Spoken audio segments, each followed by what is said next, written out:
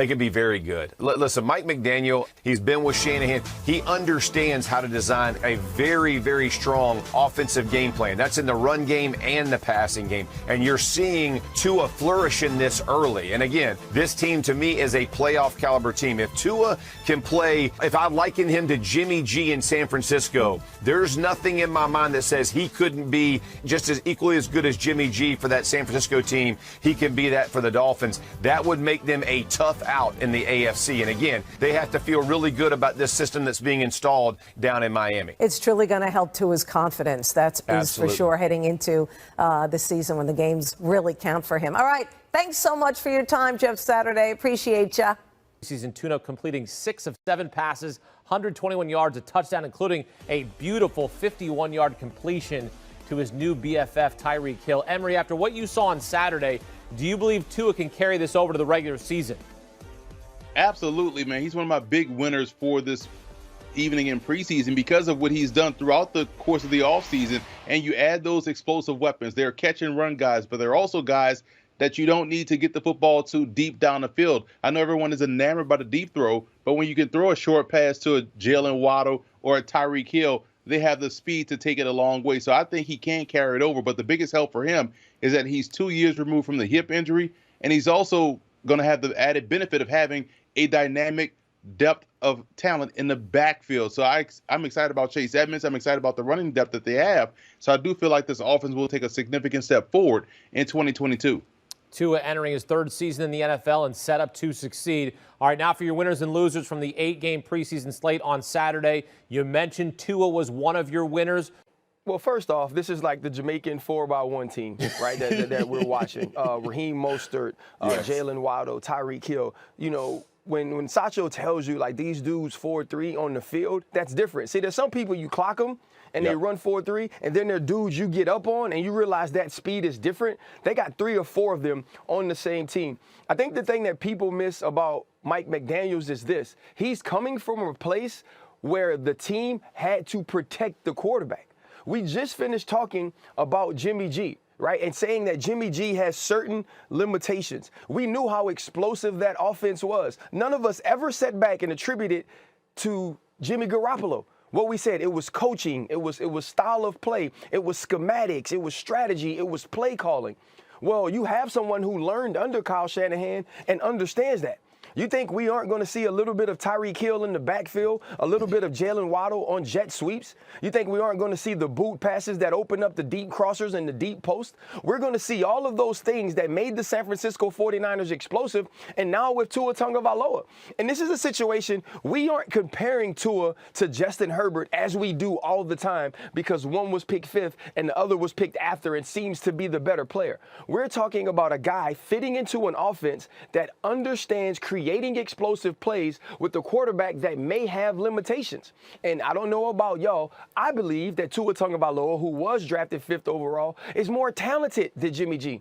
I believe the skilled players around him are more talented than what they had in San Francisco. And the one thing that Mike McDaniels is doing differently is this. You know, we've toured a ton of camps this offseason with the pivot. The camp that was, and not that it wasn't great, because we got to speak to Devontae Adams, and they opened up the doors to us, and the PR was great. The camp that was the tightest was the Las Vegas Raiders. Now, you might think why? Because of the type of ship that Josh Daniels wants to run. That comes from the Bill Belichick tree. So did Brian Flores. And one thing Channing Crowder told me was this was exactly how Miami was. It was tight, and people were a little bit scared, this and that. It's not that same atmosphere anymore. And if anybody knows Tua, he's a laid-back dude. You saw when he had the ox card for practice, he was dancing around, right? We got a little Polynesian in him. He was having a good time. That's what he wants. That's the atmosphere that is now created. I think he's going to flourish in this. Well, first of all, let's not give him a cookie for being relaxed and loose. He's near South Beach. Let's get that out the way right now. It's pretty easy. You know, it's pretty easy to be that way when you're near South Beach, when after practice you can roll on the beach and chill out. I mean, come on now. I mean, that's number one. Number two, all right, you don't just say the pivot. Ladies and gentlemen, it's the Pivot Podcast, okay, with Ryan Clark, Channel Crowder, Fred Taylor, and the crew. You don't just throw out about the pivot. You make sure you tell everybody what the pivot is. That's number 2. Number three, RC, help a brother out. Help a brother out, Sacho. I like that, Sacho, instead of Sam Sacho. Sacho, I like Sacho. Sacho, RC, help me out here. What am I missing? Mike McDaniels, he the head coach, all right? He was the offensive coordinator last year for 1 season. Before that, he spent 4 years as a run game coordinator. Now, ladies and gentlemen, let's not sit here and talk about this man like he's some golden child. That, oh my God, the Miami Dolphins. What if he's like Matt LaFleur? Can we wait and see? Matt